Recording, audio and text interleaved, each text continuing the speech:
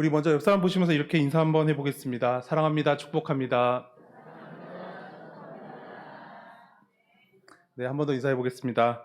예수님 잘 믿으세요. 네, 다들 이상하게 생각을 안 하시네요. 다들 교회 열심히 다니시고 교사로, 성가대로, 또 주방 봉사로, 찬양 인도로 이 모양 저 모양으로 교회를 섬기고 계시는데 예수님을 잘 믿으라니 뭔가 좀 이상하게 생각하셔야 되는데 아무도 이상하게 생각 안 하시네요. 네. 우리가 존경하는 많은 믿음의 선배들 중에서 한경직 목사님이 계십니다. 이 한경직 목사님은 종교계의 노벨상이라고 불리는 템플스턴 상을 수상하시고 그 상을 축하하기 위한 축하의 자리에서 기념 예배에서 자신이 일제시대에 신화참배를 했다라고 솔직하게 고백하며 사죄했던 용기 있고 진솔한 목사님이셨습니다. 그리고 영락교회에서 은퇴하실 때 목사인 아들과 사이를 영락교회 사역과는 전혀 상관이 없는 사람으로 만드셨습니다. 이것은 세습과 관련된 의혹을 모두 다 깨끗하게 떨쳐버리기 위한 것이었습니다. 그리고 사시는 집도 거리가 아주 먼, 교회와 거리가 먼 남한산성 밑에서 사셨던 것을 볼 수 있습니다. 이것은 후임자가 느낄 수도 있는 부담감을 조금이라도 주지 않기 위한 목사님의 배려였습니다. 목사님이 은퇴하시고 여러 후배 목사님들이 목사님을 뵈러 한번 갔다고 합니다. 그리고 어떤 후배 목사님이 목사님께 이렇게 질문합니다. 목사님, 어떻게 하면 목사님처럼 훌륭한 목회를 할 수 있겠습니까? 목사님이 잠깐 눈을 감고 고민하시는 동안 그 자리에 있었던 다른 젊은 목사님들이 나라면 어떻게 대답할까라고 이 모양 저 모양으로 생각을 했다고 합니다. 성경을 많이 읽으세요. 성령 충만하세요. 좋은 프로그램을 만드세요. 장로님들과 사이좋게 지내세요. 겸손하세요 등등의 여러 가지의 생각들을 스스로 생각했다라고 합니다. 그저 한참을 고민하시던 목사님이 이렇게 대답하십니다. 뭐라고 대답하셨을까요? 네, 목사님들 예수님 잘 믿으세요. 이 이야기가 무슨 이야기일까요? 우리가 목회를 잘하기 위해서 그리고 참다운 그리스도인으로 살기 위해서 우리는 다른 것이 아니라 먼저 예수님을 믿어야 한다는 것입니다. 예수님의 말씀을 듣고 예수님을 온전히 따르는 삶을 살아갈 때 우리는 참된 그리스도인이 될 수 있다라고 이야기합니다. 그런데 이러한 한경직 목사님의 간곡한 부탁과는 다르게 너무나 안타까운 오늘날 한국교회의 모습들을 볼 수 있습니다. 2017년 11월 14일에 JTBC 뉴스룸의 앵커 브리핑에 나왔던 이야기입니다. 사진 한 장 보여주시겠습니까? 네, 미국 상원의 채플 목사였던 리처드 헬버슨 목사는 이렇게 이야기합니다. 교회는 그리스로 이동해서 철학이 되었고 로마로 옮겨가서는 제도가 되었다. 그 다음에 유럽으로 가서는 문화가 되었다. 마침내 미국으로 왔을 때 교회는 무엇이 되었습니까? 기업이 되었다. 그리고 명성교회를 비롯한 대형교회들의 세습을 비판했던 영화 커바디스의 김재환 감독은 이렇게 덧붙입니다. 교회는 한국으로 와서 무엇이 되었습니까? 대기업이 되었다. 네, 이 뉴스는 2017년에 종교개혁 기념주의를 맞이해서 우리 교단의 초대형 교회인 명성교회의 세습을 반대하는 목소리를 담아서 그 목소리를 전하면서 당시 손석희 앵커가 했던 이야기입니다. 이러한 뉴스들을 볼 때 그리고 지금도 일어나고 있는 여러 가지 문제들을 볼 때 하나님의 영광이 가려지는 모습들을 보게 됩니다. 주님의 몸된 교회가 세상 사람들에게 손가락질과 비웃음의 대상이 되는 것을 보게 됩니다. 그런데 중요한 것은 이러한 문제들이 단지 그들만의 문제가 아니다라는 것입니다. 교회를 위해서 기도하지 못했던 저의 문제이고 바로 여러분들의 문제다라는 것입니다. 또한 우리들은 너무나 나약하고 연약한 인간이어서 언제든지 그들과 똑같은 유혹을 받을 수밖에 없다라는 것입니다. 그럼 우리는 날마다 깨어있어서 스스로를 돌아보아야 합니다. 그리고 우리의 주인 되신 예수님을 더 잘 믿고 예수님을 온전히 따르는 삶을 살아가야 합니다. 그러므로 참된 그리스도인으로서 날마다 온전한 그리스도의 것이 되어져가는 저와 여러분들이 되시기를 간절히 소망합니다. 우리는 사도행전 1장 8절의 말씀을 참 좋아하고 많이 읽고 또 묵상합니다. 우리 영상을 통해서 사도행전 1장 8절 말씀 함께 한 목소리로 읽겠습니다. 시작. 오직 성령이 너희에게 임하시면 너희가 권능을 받고 예루살렘과 온 유대와 사마리아와 땅끝까지 이르러 내 증인이 되리라 하시니라. 아멘. 우리가 이 말씀을 참 좋아하고 잘 알고 있는 이유는 이 말씀이 너무나 귀하고 너무나 좋은 말씀이기도 하지만 무엇보다도 이 말씀이 예수님의 마지막 지상 명령이기 때문입니다. 십자가에서 죽으신 예수님은 제자들에게 약속하신 대로 사흘 만에 다시 부활하셨습니다. 그리고 두려움에 떨고 있던 제자들에게 나타나셔서 제자들에게 세상이 줄 수 없는 위로와 평안을 허락해 주셨습니다. 그리고 그들이 다시 담대한 마음으로 복음을 전할 수 있도록 보혜사 성령님께서 오실 것을 약속해 주셨습니다. 이렇게 부활하시고 40일 동안 제자들과 함께 하시면서 예수님은 제자들이 다시 말씀 위에 온전히 설 수 있도록 계속해서 하나님의 나라에 대해서, 하나님의 말씀에 대해서 가르쳐 주셨습니다. 그리고 이제 40일의 시간이 지나고 예수님은 제자들에게 사도행전 1장 8절의 말씀을 남기시고 다시 하늘로 올라가셨습니다. 그러므로 예수님의 제자들과 많은 믿음의 선배들이 예수님의 이 마지막 지상 명령을 지키고 따르기 위해서 그들의 삶을 온전히 헌신했던 모습들을 볼 수 있습니다. 그리고 이것은 오늘날 우리에게도 마찬가지입니다. 오늘 저와 여러분들이 예루살렘과 온 유대와 사마리아 땅끝까지 이르러서 장수지역과 또 장수과 장수군을 넘어서 전라북도와 우리나라 전체에 이르기까지 예수 그리스도의 증인의 삶을 온전히 감당해야 합니다.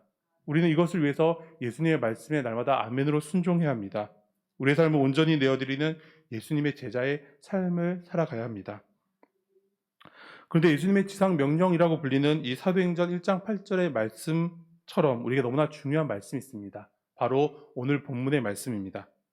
오늘 본문의 말씀은 예수님께서 십자가를 지시기 전날 밤에 제자들에게 유언과도 긴 설교를 하시고 마지막으로 제자들에게 하신 기도의 내용을 담고 있습니다.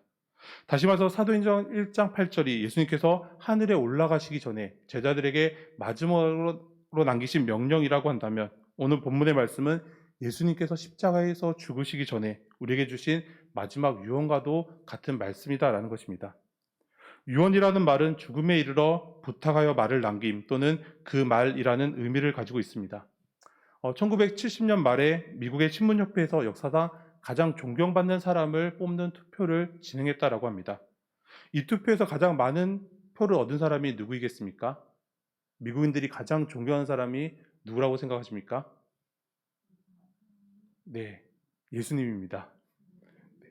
가장 많은 표를 받은 분이 예수님이셨습니다. 그렇다면 두 번째로 많은 표를 받은 사람이 누구일까요? 자신 있게 말씀하셔도 됩니다. 네, 여러분들이 생각하신 대로 아브라함 링컨이 맞습니다. 우리가 잘 알고 있는 것처럼 링컨은 미국에서 노예 해방이라는 너무나 위대한 일을 했던, 그래서 미국 사람들이 예수님 다음으로 존경하는 가장 훌륭한 대통령 중에 한 사람이었습니다. 그런데 이러한 링컨의 위인전을 쓴 작가는 이렇게 이야기합니다. 하나님은 링컨에게 위대한 사람이 될 만한 조건은 단 하나도 주지 않으셨다. 다만 그에게 훌륭한 신앙의 어머니만을 주셨을 뿐이다. 링컨의 어머니는 링컨이 9살 때 하나님의 부르심을 받아서 세상을 떠나게 되었습니다. 그런데 그녀가 죽기 전에 아브라함에게 자신의 성경을 물려주면서 이렇게 유언을 했다라고 이야기합니다. 내 아들아, 이 성경은 내가 나의 부모님에게 받은 책이다. 내가 여러 번 읽어서 낡았지만 그러나 우리 집의 값진 보배다. 나는 너에게 많은 땅을 선물해 주는 것보다 이 한 권의 성경책을 물려주는 것을 진심으로 기쁘게 생각한다. 너는 성경을 읽고 하나님의 말씀대로 살아가는 사람이 되어다오. 하나님을 사랑하고 이웃을 사랑하는 사람이 되어다오. 이것이 나의 마지막 부탁이다. 링컨은 어린 나이에 어머니를 여의고 너무나 힘들고 가난한 생활을 했습니다. 하지만 항상 어머니의 유언을 기억하고 성경을 가까이 하고 하나님의 말씀대로 살려고 애쓰고 노력했습니다. 그러므로 그는 내 이웃을 내 몸처럼 사랑하라는 그 말씀대로 미국의 모든 노예들이 하나님의 형상답게 살 수 있도록, 그들이 일그러진 하나님의 형상을 온전히 회복할 수 있도록 그들을 모두 다 해방시켰던 모습들을 볼 수 있습니다. 이처럼 우리는 사랑하는 사람이 남기는 마지막 유언의 말씀을 너무나 중요하게 생각합니다. 그리고 그 유언을 지키고 따르기 위해서 애쓰고 노력합니다. 그렇다면 예수님께서 하늘의 모든 영광을 버리시고 이 땅에 오셔서 우리를 위해서 십자가에 달려 죽으시기 전에 마지막으로 하신 이 유언의 말씀은 우리에게 너무나 중요한 말씀이고 우리가 반드시 지켜야 한다라는 것을 우리는 알 수 있습니다. 요한복음 14장에서 17장은 예수님의 고별 설교의 내용을 기록하고 있습니다. 그중에서 특별히 17장은 예수님께서 제자들을 위해서 하신 기도의 내용으로 예수님의 대제사장적 기도라는 제목을 가지고 있습니다. 예수님은 잡히시기 전날 밤에 제자들과 함께 떡을 떼시고 마지막 만찬을 나누셨습니다. 그리고 제자들을 사랑의 눈으로 한 사람 한 사람 바라보시면서 너희도 서로 사랑하라라고 말씀하십니다. 그리고 나는 길이요 진리요 생명이다라고 말씀하시고 나는 참 포도나무다라고 말씀하십니다. 그리고 이제 곧 예수님께서 그들을 떠나가실 것이지만 예수님이 가신 후에 보혜사 성령님께서 그들에게 임재하여 주실 것을 말씀해 주십니다. 그런데 제자들에게 이 마지막 유언에 말씀하시는 예수님의 마음이 어떠하셨을까라고 생각해 보았습니다. 예수님은 당신이 아무런 죄와 허물 없이 십자가에 달려서 그 힘들고 그 비참한 죽음을 당하실 것을 아셨습니다. 그러나 예수님은 하나님을 원망하지도 않고 좌절하거나 낙심하지도 않으셨습니다. 오히려 사랑하는 선생님 없이 세상 앞에 남겨질 제자들을 걱정하십니다. 사랑하는 제자들이 세상에서 어떠한 고난과 고초를 당하실 것을 알고 계셨고 또 그들을 사랑의 눈으로 바라보시면서 안타까워하셨다라는 것입니다. 제자들을 향하신 예수님의 사랑이 얼마나 크고 깊은지를 우리는 알 수 있습니다. 그리고 예수님의 이 마지막 기도의 내용을 보면서 우리는 예수님의 기도의 목적이 무엇인지 그리고 이 기도를 하신 이유가 무엇인지를 알 수 있습니다. 먼저 예수님의 기도의 목적입니다. 우리 영상을 통해서 요한복음 17장 1절 한 목소리 읽겠습니다. 시작. 예수께서 이 말씀을 하시고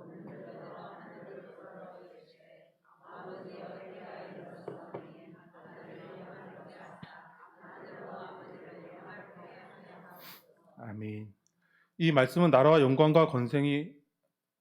권능과 영광이 영원히 아버지의 것입니다라는 주님께서 가르쳐 주신 기도의 내용과 같은 맥락이다라고 생각해 볼 수 있습니다. 예수님의 사역과 기도의 목적은 항상 아버지를 영화롭게 하는 것이었습니다. 그리고 하나님의 백성들을 위로하시고 그들에게 영원한 생명을 주시기 위한 것이었습니다. 이처럼 오늘 우리의 기도의 목적도 분명해야 합니다. 내가 나의 문제 해결을 위해서 또 나의 사랑하는 부모님과 나의 사랑하는 자녀들을 위해서 나의 일터를 위해서 기도하는 것도 중요하지만 우리는 무엇보다도 먼저 하나님의 영광을 위해서 기도해야 한다는 것입니다. 그리고 하나님의 뜻이 이 땅에서 이루어지기를 위해서 기도해야 합니다. 그리고 우리의 이웃들을 위해서 기도해야 한다라고 말씀합니다. 그렇다면 예수님께서 이와 같은 목적을 가지고 드리신 기도의 내용은 무엇이고 그 이유는 무엇일까요? 두 번째로 기도의 이유는 우리들이 하나가 되기를 원하셨기 때문입니다. 여러분들은 하나됨이라는 말을 들으면 어떤 느낌이 드십니까? 하나됨이라는 말은 마음이 하나되다, 뜻이 하나되다, 의견이 일치하다, 서로 믿고 의지하다, 서로 사랑하다, 서로 잘 알고 있다라는 의미를 가지고 있습니다. 그리고 이 하나됨이라는 말은 우리에게 안정감을 줍니다. 하나가 되었다, 우리는 하나다라는 말은 그 공동체에 속한 모든 사람들이 한 가지의 일에 집중하게 되었다라는 것을 이야기합니다. 모두가 하나의 목표를 가지고 같은 일에 도전하는 것, 이것이 바로 공동체가 하나가 되는 것을 이야기합니다. 우리 영상을 통해서 요한복음 17장 11절 한 목소리 읽겠습니다. 17장 11절입니다. 시작. 나는 세상에 더 있지 아니하오나 그들은 세상에 있사옵고 나는 아버지께로 가옵나니 거룩하신 아버지여 내게 주신 아버지의 이름으로 그들을 보존하사 우리와 같이 그들도 하나가 되게 하옵소서. 아멘. 예수님은 성부와 성자와 성령이 하나이신 것처럼 오늘 우리들도 주님 안에서 온전히 하나가 되기를 원하고 계십니다. 그리고 예수님이 우리 안에, 우리가 예수님 안에 거하기를 원하고 계십니다. 그런데 중요한 것은 이러한 하나됨이 우리의 힘과 노력으로 우리가 애쓰고 발버둥 친다고 해서 이루어질 수 있는 것이 아니다라는 것입니다.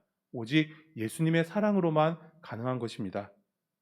마지막으로 예수님께서 드리신 기도의 내용이 무엇인지 세 가지로 한번 살펴보겠습니다. 먼저 하나됨은 하나님의 명령입니다. 앞에서 제자들을 위해서 기도하신 예수님은 이제 그들을 통해서 믿음을 갖게 될 사람들, 바로 저와 여러분들을 위해서 기도하십니다. 오늘 저와 여러분들이 온전히 하나가 되기를 원하고 계십니다.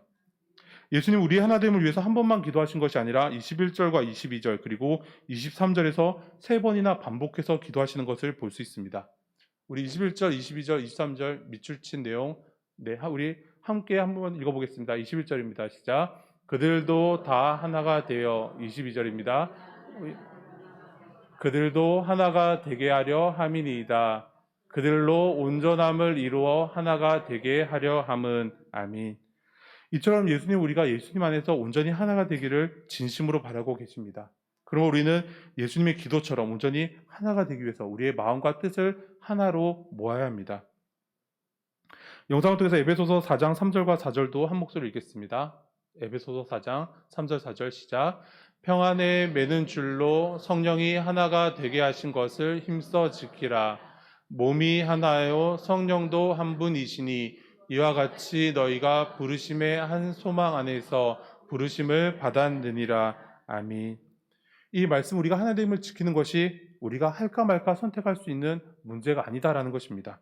그리고 우리가 해도 되고 안 해도 되는 문제가 아니라 반드시 지켜야만 하는 하나님의 명령이다라는 것을 분명하게 말씀해 주고 있습니다. 그러나 너무나 안타깝게도 지금 우리의 시대는 깨어짐과 갈라짐의 시대입니다. 수많은 갈등들이 나타나고 있는 시대입니다. 작년 2월 달부터 시작되었던 우크라이나와 러시아의 전쟁은 2년 가까이 진행되고 있지만 이 전쟁이 끝날 기미가 도무지 보이지가 않습니다.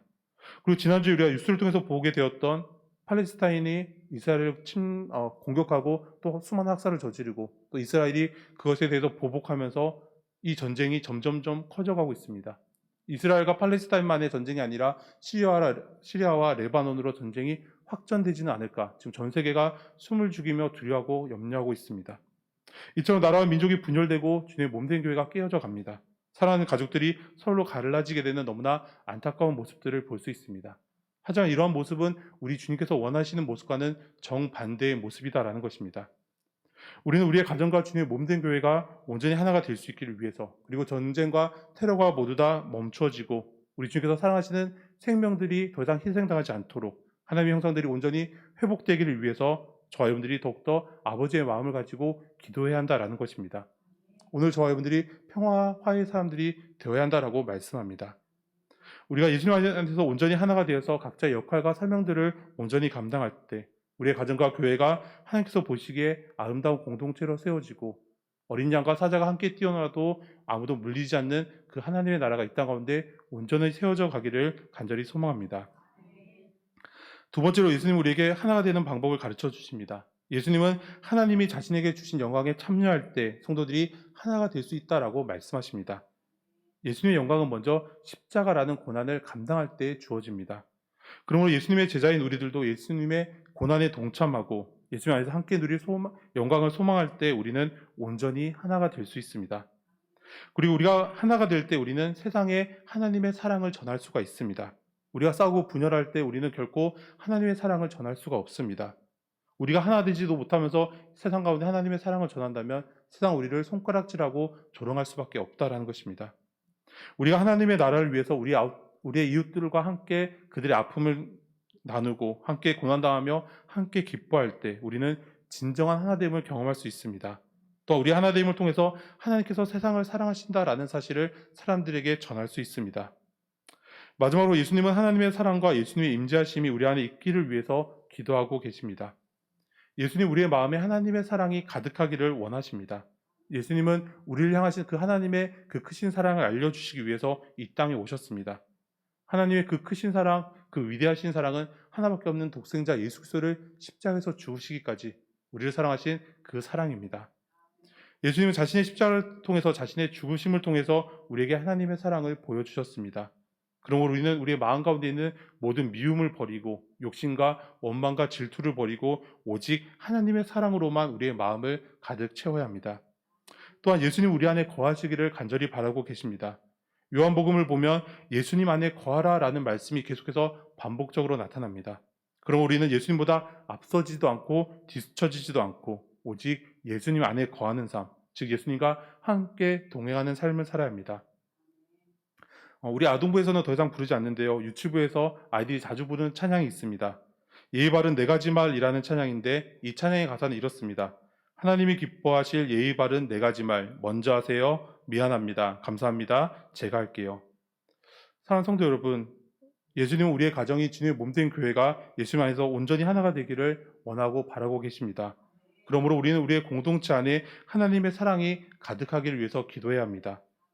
그리고 다음 주일에 있을 전도축제 생명을 위한 체육대회를 통해서 잃어버린 영혼들이 주님께로 돌아오고 중한 영혼들이 다시 살아나며 우리 모든 성도님들이 예수님의 사랑과 은혜 안에서 온전히 하나가 되는 기쁨과 즐거움의 축제가 되도록 우리는 기도해야 합니다.